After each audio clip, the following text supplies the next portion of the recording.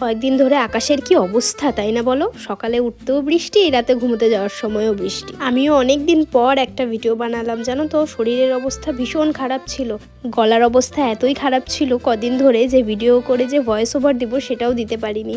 এখনো পুরোপুরিভাবে স্বাভাবিক হয়নি গলা। আর আমাদের এখানে বৃষ্টি একদম রেস্ট নিচ্ছে না, কদিন ধরে বৃষ্টি হয়েই যাচ্ছে।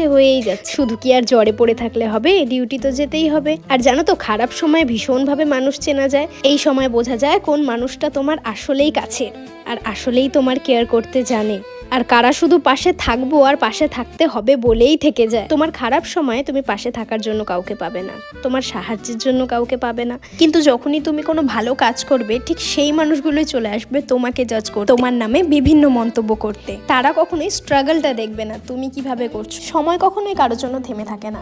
আর আমার মনে হয় খারাপ সময় যারা পাশে থাকে না তাদেরকে ভালো সময়ও রাখার কোনো মানে হয় না। তাই নিজের খারাপ সময়টা যদি আমরা নিজেরাই কাটাতে পারি, নিজের ভালো সময়টাকে উপভোগ কেন আমরা করতে পারবো না? আলটিমেটলি তারা তোমার সামনে এসে কখনোই তোমাকে বলতে পারবে না, তারা তোমার পেছনে অবধি বলার সাহস রাখে। তাই তাদেরকে পেছনেই থাকতে দিয়ে আমরা সামনের দিকে এগিয়ে যাই, সেটাই আমাদের জন্য ভালো। রথের দিন থেকে বাড়ির পাশে একটা মেলা শুরু হয়েছে, প্রায় 7 দিন থাকবে। তাই আজকে একটুই মেলাতে গিয়েছিলাম।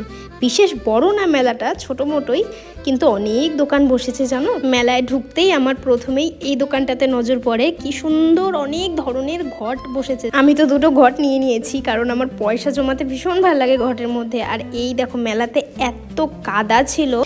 মেলাতে সার্কাসও এসেছিল, কিন্তু আমরা সেখানে যাইনি, সেখানে দেখার সময় পাইনি, অনেক রাত হয়ে গেছিল। এই ছিল আমার জীবনের সুন্দর একটি মুহূর্ত। ভালো লাগলে একটা মিষ্টি কমেন্ট আর একটা লাইক আর একটা শেয়ার করে দিও। টাটা।